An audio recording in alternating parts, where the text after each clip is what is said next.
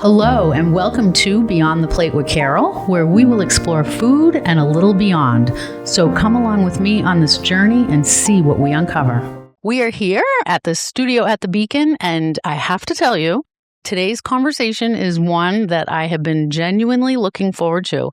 Mike, welcome. I'm so glad you came in. You know, I've been in the industry for almost 40 years now. 4 locations, open 24 hours a day, every single day. I'll be honest with you, there's days that I feel like I'm, trying to figure it out as I go. So having someone in the room who has literally made it his job to understand, protect, and fight for this industry. So before we get into it, just catch me up. How are you doing? And what's been on your mind lately? Yikes. That's a lot of loaded question, huh? Very loaded question. So I think you might give me a little too much credit, but I appreciate that. So yeah, a lot of things on my mind. I think obviously a lot of concern with the industry, the economy, how are our members doing? I know that they certainly are struggling a little bit right now. And in a lot of ways, I really worry that we haven't really come back beyond COVID.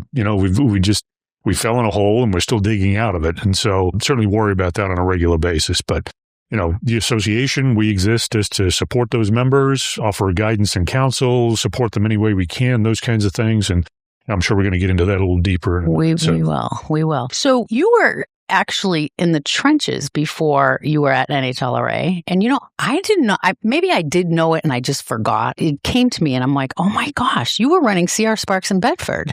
Yes. I'm shocked that you dug that up, but yes. Yeah. What was that like? What did those years teach you, where you're at right now? So a little bit of history. So I actually started out in the hospitality industry in Central Florida. Started out as a young man, as a busboy and a dishwasher, line cook, those kinds of things. I worked my way up. Started at the bottom. Worked my way up. I like to say that I've worked every job in the restaurant except actually owning the restaurant. And smart. And frankly, after having done it from all kind of aspects, including from this side, it's the one job I have the most respect for. So I worked for CR Sparks for about 3 years and general manager there, working for Chuck. Again, I think CR Sparks for a lot of folks in this area was kind of an icon for many years. Right. Gosh. So I learned a lot there. Had a lot of great development there. I worked with some great people. I worked with Steve Clutter, who Stephen from the Hanover Street Chop House. So we worked there years ago, but learned a lot of things, So, it's like any day in the trenches though, right? So there's never 2 days of the same.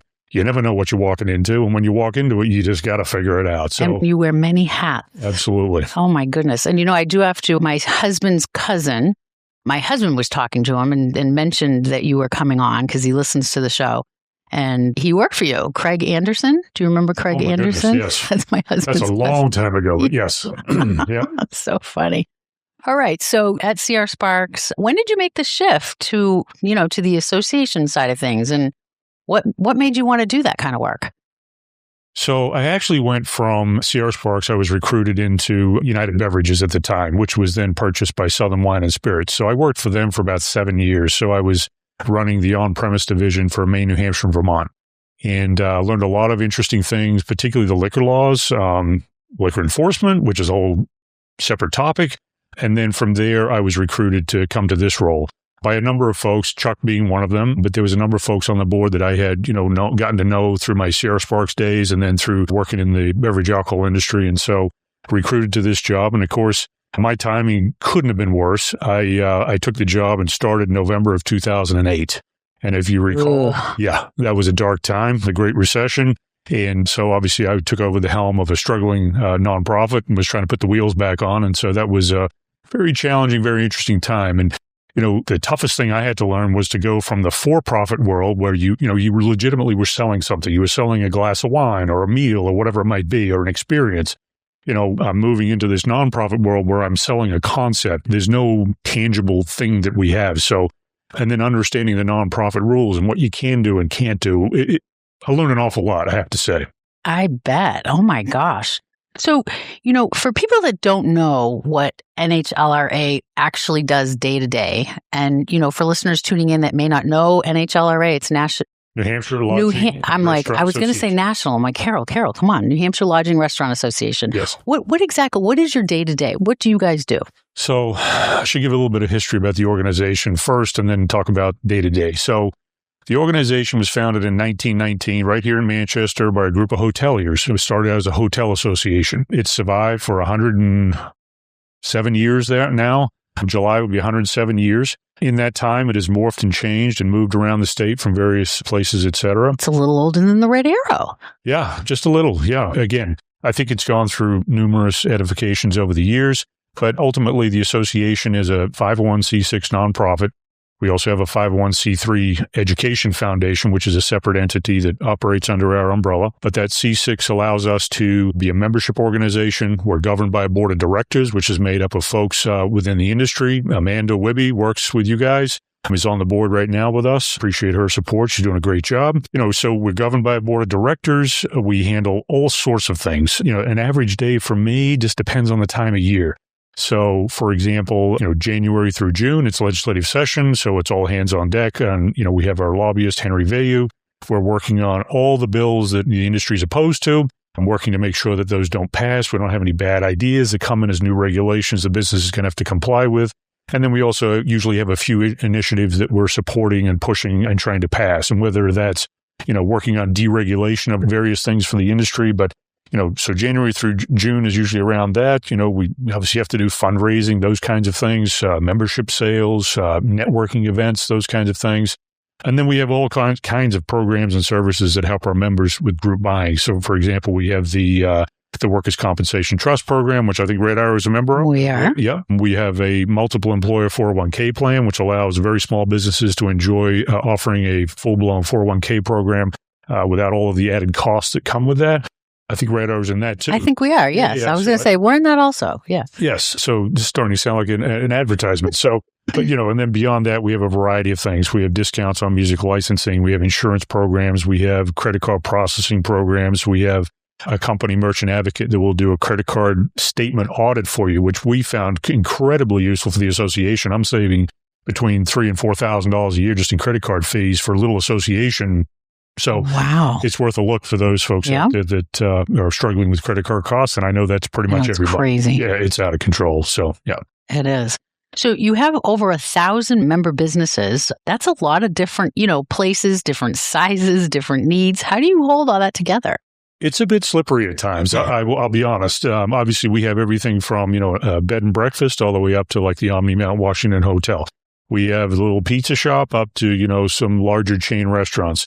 So everybody has their different needs and wants, and we try to obviously meet all of those. And just to share with you, we're a staff of 4 people. That was my next question. What is your staff? So 4. 4 people. Wow. So we got a lot of I would have thought there was more. So you guys are busy. Well, and again, driven by, you got to get bang for your buck. And, we really haven't come back from COVID. We're still struggling with that. And so you have to be very sensitive to what you can charge for membership dues and making sure that members feel like they're getting an ROI on that investment. And so, we work hard at it. Can't say we get everything right, but we try really hard to do that. So okay, so real quick, for anybody just tuning in, I'm sitting here with Mike Summers. He's president and CEO of New Hampshire Lodging and Restaurant Association. If you've ever owned a restaurant or worked in hospitality in this state, you need to know who this organization is. You can find them at NHLRA.com and on social media.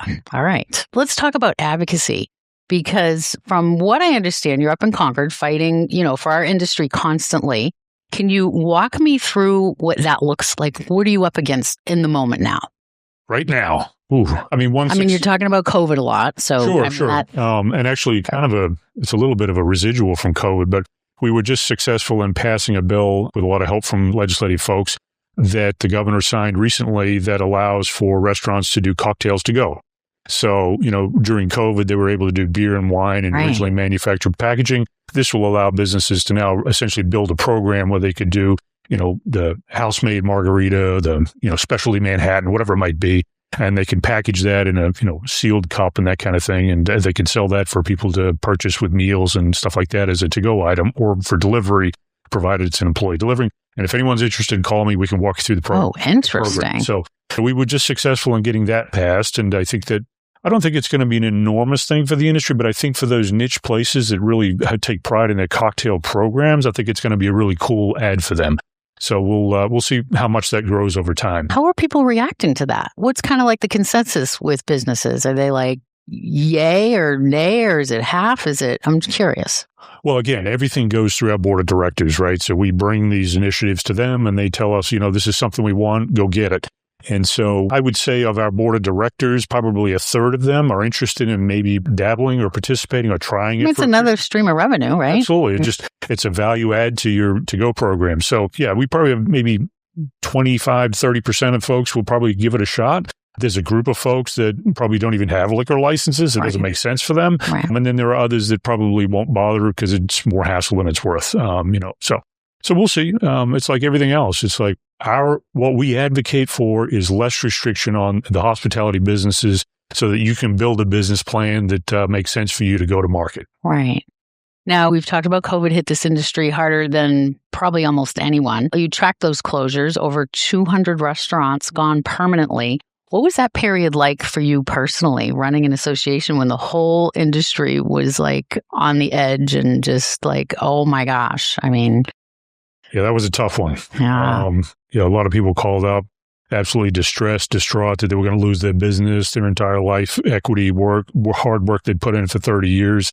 And we did see a lot of people retire or sell their businesses as a result of that. And frankly, I still think that there are a group of restaurant and even hotel owners, bed and breakfast owners that make them an offer, they'll sell to you tomorrow. I think there are some folks that are just tired from all of that. So, but COVID was hard. I remember the governor made the announcement at 4:00 on, was it March 16th? I remember it well, that he was going to close restaurants for St. Patrick's Day.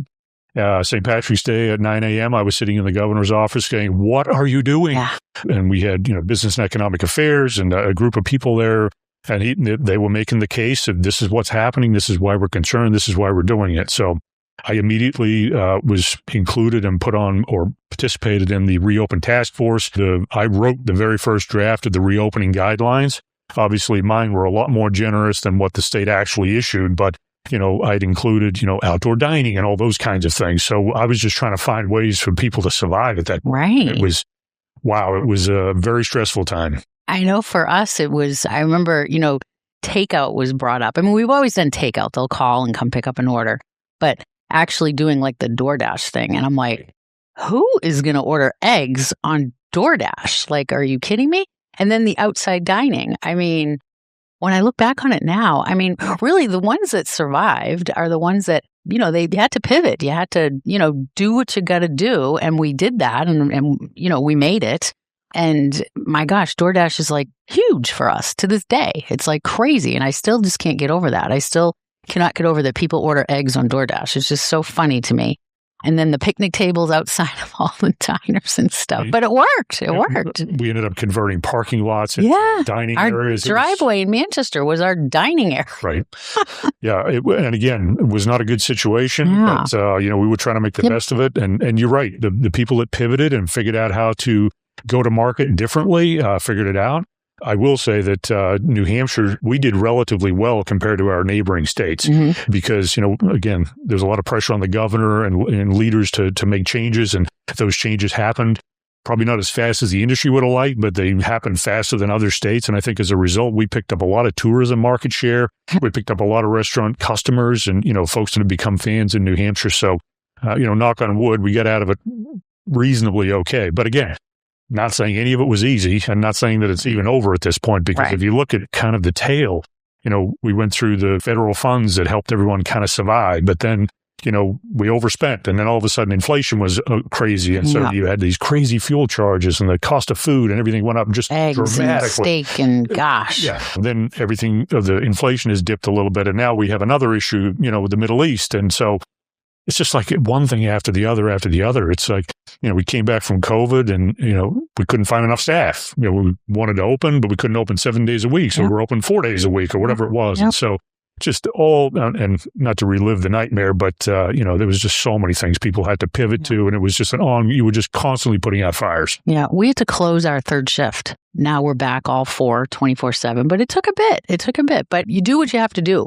I do think, unfortunately, some restaurants, they kind of use it as an excuse, and didn't pivot and, and they blame it on that. But, the Rally for New Hampshire Restaurants campaign during COVID, whose idea was that? And what was the response like from the community?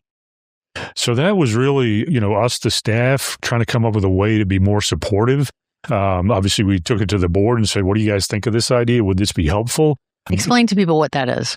So Rally for New Hampshire Restaurants was really just a marketing and promotion effort that we put together to really, encourage people to go back out and dine. Because this was after we had reopened restaurants and you could dine inside. Remember the 6 feet apart thing? Oh, yes. And then the wall. The dividers. And oh, my goodness. It was, just going back to the reopened task force. I remember having an argument with the entire reopened task force that, they wanted to get it to where, we would only allow 20% of the restaurant seating. And I'm like, well, wait, is the guidance from the feds like 20%, or is the guidance 6 feet apart? And they're like, well, it's 6 feet apart. Well, then it needs to be 6 feet apart, because in some restaurant formats, that could be 35 or 40%. So why would you take that away from them? Right. Give them every dollar they can just to survive at this point. Anyway, that's a different discussion. But so what was your question? Just, you actually answered it. What was the response like from the community? Oh, Rally for New Hampshire, it was great, actually. We got a lot of great feedback from businesses, a lot of great feedback from just general consumers who, and again, during COVID, the consumers came out and supported restaurants in a huge way that, frankly, if they hadn't, I don't know that we would have survived as an industry, or we would have, but it would have been decimated. So, just huge thank you to the consumers that really went above and beyond. So what drives you to keep doing this work? I mean, you could have gone back to restaurant operations.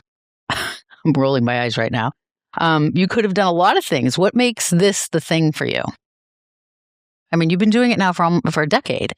Actually 17 plus years. Is it 17 plus? Oh my gosh. Okay. Yes. So I will say that, obviously very passionate about the industry. You know how it is. You go into the industry, you meet some great people, have some great experiences.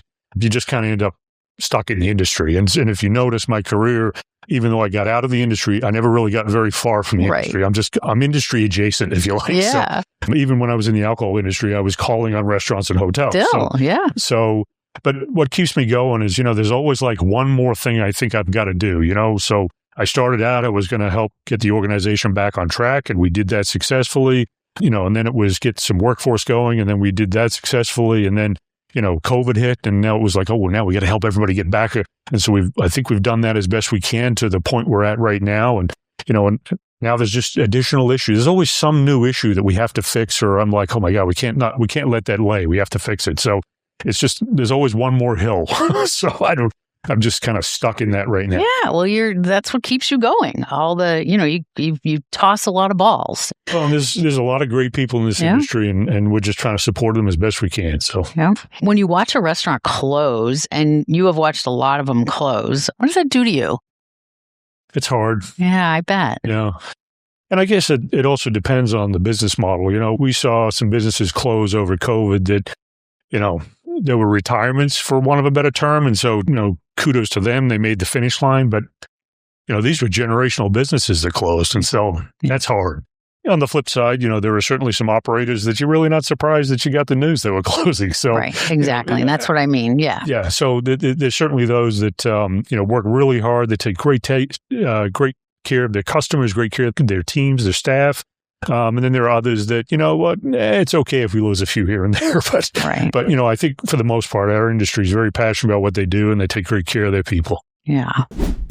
This episode is powered by Red Arrow Diner. All 4 locations, officially open around the clock. Swing by Manchester, Nashua, Concord, or Londonderry whenever hunger hits. From pancakes at 2 a.m. to fries and gravy for breakfast, we've got your cravings covered. Red Arrow, New Hampshire's favorite 24-hour diner tradition. You talk a lot about the hospitality community. What does that community actually look like in New Hampshire? Is there a real sense of camaraderie among competitors? What do you think? Yes and no. Yeah, I think that as an industry, we're pretty darn competitive. A lot of people fighting for the same customer, as you know. Mm-hmm. But I also think that there's a recognition, and it's one thing New Hampshire's pretty famous for, is the ability to band together when we need to. And so I think that's what NHLRA really is. It's the ability of industry folks to come together and really say, okay, this is an issue. We have to fix the issue. How are we going to do it? And then, having, whether it's grassroots campaigns and the industry really rallies around an issue, whatever it might be. So, but I think that's just one of the wonderful things about the New Hampshire industry. Yeah. One of my favorite events, of course, is the Stars of the Industry. The Stars of the Industry. I just love that event. The last couple of years I've gone because of Bob. Well, not because, just to support. I mean, it's just, these, doing this podcast, I'm interviewing all these, I call them kids because I'm old, and just love their stories and their passion. And, like this last year, Dante Marino, Dead Proof Pizza. I mean, he's just working so hard. And you could look at Bobby Tuckaway Tavern. I mean, he's like all over the stinking place. Just, so many. That's like my favorite event. I don't know how Bobby has that much energy. I have no idea either. He must be 24/7 to get half the stuff done that he's doing. But yeah, I agree. That's a great event. It's a great event to recognize some amazing people in New Hampshire. But I think beyond that, it's a great opportunity for us to just get together in the industry. I mean, we have 350 people come to the dinner. Yeah. Boy, it's like old home day. You're seeing all the people you haven't caught up with in 6 months or something and sharing stories and commiserating about all the nonsense that's happening. So, yeah, great event. We have a great time. Frankly, one of my favorite events. Yeah, it's so fun. So fun. So what do you wish the general public understood about what it takes to run a restaurant that they just don't get? There's no money in it. We have an issue up in Concord right now around tipping and, just trying to explain to legislators who have never worked in the industry that, these businesses are running on margins that are like 3 to 5%. There's no money in it. And when you add on a regulation that eats into that, it's less and less incentive for people to open a new business. And so, just really want the consumers to understand how small those profit margins really are. And whilst you may see that the place is on a wait on a Saturday night, Monday, Tuesday, Wednesday, Thursday, the place wasn't even half full. Exactly. But the overhead, the fixed costs, those don't change. So yeah, they might be busy 1 or 2 nights a week. But, the thing I always share with folks too is that, since COVID, if you notice, menus are smaller, hours are shorter. Restaurants that used to be open 7 days a week are open 5 days a week. Restaurants that used to be open for lunch and dinner are just doing dinner. A lot of that. The industry has shifted dramatically, and it's just trying to accommodate, costs and working with your staff so that they have life balance and things like that. Right. So it's really been a challenging and tumultuous time. It has. Tell me about ProStart, because I think a lot of people don't know that this program exists. What is it actually doing for young people in New Hampshire? Great program. Love that. Yeah, and great question. Thank you for asking. So ProStart it's a curriculum that's used in high school culinary arts programs. There might be a program within one of the prisons too, but don't quote me on that. Amy is more the expert. She's our executive director for the Education Foundation. She's great. Yes, she is. All your staff is. Yes, no doubt. And they do a lot, honestly. Yep. So, but ProStart is a curriculum. It's a 2-year curriculum for high school culinary arts. How we support it, interesting that you've asked me the question today, but so we have a state competition. So these students, they start in the fall and they prepare all the way until March. And then we have a state competition. We usually have between 8 and 11 teams. And you just had it. We just had it in March. Yeah. And between 8 and 11 teams. And there's 2 tracks. The first track is culinary. And the other track is for restaurant management. And so those restaurant management track is really like you got to build a restaurant concept. You have to be able to speak to the menu and the pricing and how you got to it and those kinds of things. So that track is really interesting. And then the culinary track, they have a team of 5 people and they have to produce a 3-course menu with, has to be an appetizer, an entree, and a dessert. They can work with nothing but 2 butane burners and some ice, and they have to figure it out. And boy, these kids are amazing. Oh my gosh. So I would love to see that. So you will get an invitation for next year. I definitely want to. Yeah. So these kids, we held it at the Grapponi Conference Center in Concord in March 8th-ish. It was around that time. The winner this year, and actually both tracks, was Pinkerton Academy. They've won in the past, but the last few years has been White Mountains up north, and they have an amazing program as well. But again, all these programs, you never know what's going to happen day of the competition. Right. But right now, the Pinkerton team is actually in Baltimore to compete at the Nationals. Oh, my goodness. Which we fund 100% out of the association, out of the Education Foundation. So the team is down there right now. They flew in this morning. And so I don't know the competition times, but I will share that with you when I get there. Yes. Oh, my goodness. But there will be a restaurant track and a culinary track. And so rooting them on, and we certainly hope that they do well. I love that. I just love that. Is the workforce shortage getting better, or do you think we're in crisis territory still? Anecdotally, I think it is getting better. And again, I say that just from, talking to folks and the, feedback from our board of directors, et cetera. I think it's a bit mixed. I think that if you're in the Manchester area or Nashua area, I think it's a little better than it's been in probably 7, 8, it has 10, been for 10 us. years. Yeah. So it's a little bit better. I wouldn't say it's fantastic, but I think it is getting better. It continues to improve. And again, usually that's a sign of the economy's not doing great. So it's kind of a catch-22. But there are certainly some areas when you get into some of the more seasonal areas and places like that where it's still an enormous challenge. They're bringing in H-2B and J-1 visa workers and whatever it is that they have to do to make this thing work. But so I think it's just a mix. But I think in some of those major areas, metro areas, Concord, Nashua, Manchester, Portsmouth's always a challenge because parking and the cost of living in Portsmouth. But I think it's better. Again, probably not what we'd love it to be. So I know. Well, what do you think would change the trajectory? Do you think it's wages? Do you think it's culture? Something about how we talk about hospitality as a career? Boy, I think it's a little bit of all of those. Yeah. Obviously, the cost of housing is a huge issue. Because folks can't necessarily live where they want to work. And so, then you have to drive a distance. And so that's an added cost and those kinds of things, price of gas. But I think that we do have, COVID really compounded this, but I think we do have a bit of a messaging problem about the real opportunities that are available in the industry. We talk to high school kids. Amy actually does a thing where she has hospitality month is April. And so she works with middle schools and high schools and she gets busloads of kids and takes them out to visit various properties. And so, for example, somebody may go and visit with, the DoubleTree in Manchester. They may meet with a restaurant in Manchester, maybe Crown Tavern. I would love to host one of those. You might actually be hosting them, I think. I wouldn't swear to it, but I think you are. So, but those groups will actually go, and then Amy will always tack on a tourism component. So it will be like Fisher Cats or, Capital Center for the Arts in Concord, whatever it might be. And so they get kind of really the different areas kind of the hospitality industry. And so hugely successful. I think she gets anywhere between 500 and 1,000 kids go out every April and just visit all types of properties and get a real feel for it. And, we had a group this year went down to Tuscan Village and a couple of them came back, said they want to do internships. So that's amazing. So we don't always win those, but we do get some. So it's always exciting when we do. I love that. So you've been doing this for a long time, 17 plus years. What has surprised you most about the job? I think the biggest challenge that I faced switching from nonprofit to for-profit was the fact that it's no longer a business owner makes a decision and it happens. I've now got to work with 27 of my closest friends on a board of directors. I've got to work with, legislators. I've got to work with state agency heads. There's just so many people that you have to build relationships with, good working relationships with. You have to be careful what you say. People who know me well know that I am more inclined to say something completely out of line than I am to not. So I have to be very careful and say, appropriate things. But I worked in restaurants. What can you say? So, but yeah, just really the size of the network that you had to build and establish and maintaining those relationships. And as those folks turn over and building new relationships, it's a lot. So. It is a lot. It is. When you think about what New Hampshire's hospitality industry looks like in 10 years, what are you hopeful about? And what keeps you up at night?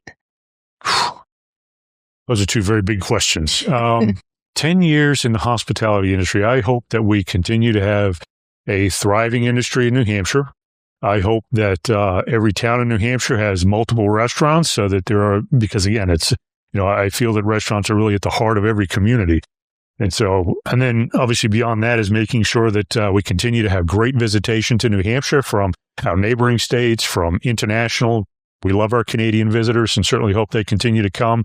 But obviously hoping that we have a vibrant hotel industry as well, because I think that is a big part of, of the whole hospitality and tourism community. So that's my vision for 10 years. I think we'll see a little bit more automation be brought in over time. I think we will continue to change and morph a little bit. The big unknown wrinkle in all of this is really AI. What happens? I mean, does that, lead to, less people involved in a hotel? Quite possibly. I find it hard. They're talking about robots cooking. Right. But again, I still think that there is going to be a human element in the restaurant experience. And again, you look at countries in Asia like Japan and stuff where everything is completely automated. Yeah. I still think the U.S. consumer is going to want a human element. Right. And maybe that is really mostly at the fine dining level at some point. I don't know. But ultimately, I think people they want to talk to somebody. They want to have a relationship with somebody. They want to be a regular and recognized and recognized for their loyalty to that program. So I think, a lot of those things, I hope we retain that at least, because I think it's a big part of what hospitality is. Right. I agree with that. Is there a restaurant or hotel in New Hampshire right now that you think is doing something really right? Something, that you point to and say, that's how it's done? So many good examples of that, though. Really hard to say just one. I mean, I'll pick a favorite just because, Stephen's an old friend, but my wife and I love the Crown Tavern. Us too. Yep. That's one of our favorite places. Yep. Zach, love them. The food is always amazing. And Stephen, here's my case. Please don't ever take the quinoa burger off. My wife loves it. It's the only thing she goes there for. But no, they just do a great job. The staff is amazing, and it's just a great experience. So, but again, there's so many places in New Hampshire that fall into the same category. Really hard to just pick one. No, you're right. You're right. I've been running the Rodeo since 1987, 39 years, 4 locations, 24 hours a day. And I'll tell you, the conversations I've had at the NHLRA over the years have been some of the most useful I've had as a business owner. How do you make sure that even the smallest operator, someone with one location, no HR department, no lawyer on call, feels like the NHLRA is actually there for them? We are a phone call away. In my email, as you know, my cell phone number is there, and I'm available 24/7. If I'm asleep, I'll just call you in the morning. But I have a ton of restaurant owners and managers who will text me questions, late night, early morning, whatever it might be. But I will just reiterate, we are here and available to anybody who wants to call. And yes, we rely on our members. They're a big part of who we are. But if you're just a small restaurant starting out and you're not yet a member, call us. Yes. Happy to help. We help with everything from liquor licensing issues, Department of Labor issues. You're going to have a problem. As a restaurant owner, you are going to have a problem. When you have one, call us. We're here to help. See? Okay, so you spent time as a GM before all of this. So when you sit across from a restaurant owner who's telling you their margins are gone, they don't know how to make it work, do you think your time on the floor changes how you hear them now? Oh, for sure. Yeah. Well, and I think that you have to have, particularly in this position, you have to have empathy for that work, right? Because, this person's up sometimes closing at 2 a.m, 1 a.m, whatever it might be. And they might have to be back there at 8:30 because the HVAC guy's got to get in. Exactly. So, been there, done that, can certainly appreciate it. And I think having an appreciation for that, I think is critically important. It's one thing that, you're running a nonprofit. Yeah, that's great. But having an empathy for what folks go through on a day-to-day basis, critically important to be able. Well, it also helps in the advocacy and compliance work and making sure that, that is an issue. That's something they need to know more about. So can we put out a Tuesday tip to everybody that, hey, we just saw this. We got a question about it. I never thought about it before, but we should be reiterating this because I guarantee somebody out there doesn't know this is a thing. Right. Yeah. Before we move to the lightning round, is there anything that I didn't touch upon with NHLRA that people should know? I would just say that, couple things. Yeah. So obviously the NHLRA does the things we spoke about. And if anyone has questions, more than happy to help. The Education Foundation, there's a few other things that I just want to reiterate a little bit. So, for example, we, Amy specifically, but we spend a lot of time working with the high schools. We work with the colleges and the universities. Again, trying to build that reputation for the pathway into the industry, whether that's in the restaurant side, the hotel side, whatever.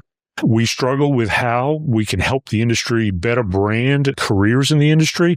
So if anyone has a brilliant idea, can crack the code, we would love to hear from you. Please call me. And then beyond that, yes, we do the ProStart competition and we do nationals, et cetera, but we also offer scholarships for high school kids coming out of the culinary programs or the management programs to go on to further education, to go into the industry. We also have an employee relief fund, which kind of spun up out of COVID. It's called the New Hampshire Hospitality Employee Relief Fund. Any businesses that are closed down because of a flood like Bonfire had or a fire or whatever it might be, have your employees reach out to us. We'd love to send them some money. Love that. All right. That's great. So we're going to do a lightning round. Okay. It's just a fun little, and I think you already answered this first one, your favorite restaurant in New Hampshire. And I said you can plead the fifth. It's one of my favorites. Right. Yes, there's a lot of good ones, for sure. For sure. Do you live in the Manchester area? I'm just curious. I live in Hooksett. Oh, okay. Yep. Okay. Pancakes or waffles? I'm going to say waffles. Love the little crunch on the outside. Yeah, I like that too. Yeah. What is a food trend that you're just sick of? I love to eat. I don't know that I ever got sick of any food trends. Yeah, I'd be hard pressed to pick one that I'm sick of. What is a food trend that you actually love? The hot chicken. I love that hot chicken. I just came back from Nashville. Oh, love that. That's so good. I had one yesterday in the airport. Unbelievable. Yeah. I also love chicken and waffles when it's done right, but I've also had some chicken and waffles I was thoroughly disappointed. Not done right. But when it's done right, amazing. Yes. Yeah. Booth or counter? Or bar or booth? Bar or table? Depends on the mood. I like sitting at a bar because, I love the energy and the excitement, et cetera. But if I'm in a dining room, I'm a booth guy. My husband and I are bar people too. I like the action, like to talk to people. And, you walk into the Red Arrow right now. What are you ordering? Well, I love breakfast. It's my favorite meal of the day. I'd eat it 3 meals a day and sometimes have. But I'm probably just going with a big breakfast, just the full breakfast with everything. Yeah. Love it. One word that describes the New Hampshire hospitality industry right now. I'm not a marketing guy. I don't know if I have a good word for that. I would say creative. I think that we are getting very creative how we deal with challenges. We're getting very creative in how we adopt new technologies. Some of the menu stuff we're doing is pretty creative. And again, that's driven by cost. But so I would say that it's pretty creative right now. If you were not doing this, what would you be doing? I actually don't know. Yeah. I do not know. Yeah. I definitely enjoyed my time working in beverage alcohol, but I think part of that was because I was working with restaurants and hotels. So, beyond that, I don't really have a firm thought. Yeah. Coffee order. What's your coffee order? I like my coffee with just a splash of cream. That's it. Late night food of choice. Breakfast. See, I'm not a breakfast person. Isn't that funny? I own diner. I tell people that and they're like, you own diners. You don't like breakfast? Oh, it could be that you're around it all the time. So that's like because I remember I used to work with cooks, they would work in these fine dining restaurants and they'd cook all night and then they'd have a cheeseburger at the end because they're like, I can't even look at that food. I don't want to touch it. Yeah. So it's just fatigue, I think. When you look at everything that the NHLRA has fought for and everything's still ahead, what are you most proud of? And what do you want the people watching this to understand about what New Hampshire's hospitality industry means to the state? Well, proud of. There's an awful lot of things that we've done over my tenure that are resonating, and most people don't even know we did it. So, for example, I'll just give one example, but back in 2012, 13, 14, I don't remember the exact year, the DRA, Department of Revenue, wanted to actually start to count employees' tips as income of the business and therefore taxable under business profits and enterprise tax.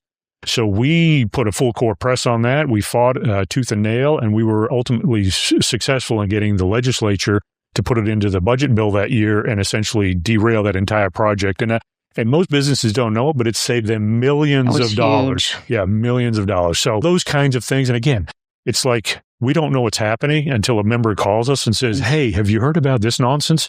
And then we have to do some research and figure it out. And then we're like, oh my goodness, how do we stop this? And then it's just activating the entire membership to reach out to legislate, get that grassroots going. That's the real importance of this organization. And so certainly hope that anybody who's not currently a member, we'd love to talk to you. Yes, for sure. And then the second part of your question was? About what the New Hampshire's hospitality industry means to the state. Means to this state. That is a great question. I think that historically, the hospitality industry has meant a lot more to this state than it does now. And I think that's a bit of a failing that legislators do not appreciate that the $340 million that our industry sends to them every year. I just don't think that they have enough respect for the hard work, the employees, the blood, sweat, and tears that goes into raising that money that they can spend. And so I think that we just have a little bit of an appreciation problem from a lot of our policymakers. Not all. The governor has been enormously supportive, and we certainly have folks within the legislature who are enormously supportive. But there are a lot of folks who are willing to just, they can figure it out for themselves. And frankly, there's not enough in this industry for us to do that. We're going to need the state to be a part of all these efforts. Mike, I'm so happy that you're at the helm. Well, I appreciate that very much. Thank you so much for being here with me today. New Hampshire Lodging and Restaurant Association, go find them, go follow them. And if you own a restaurant, a hotel, a bar, anything in hospitality in the state, become a member. This is your organization fighting for you every single day. NHLRA.com. And to everyone watching and listening to Beyond the Plate, Please hit that subscribe button on YouTube, follow us on Instagram and Facebook, and share this episode with someone you think would love this story. Every share, every comment, every subscribe helps us keep bringing you conversations like this one. New episodes drop every Tuesday. We'll see you soon. Thank you, Mike, so much. Thank you. This was great. This was great.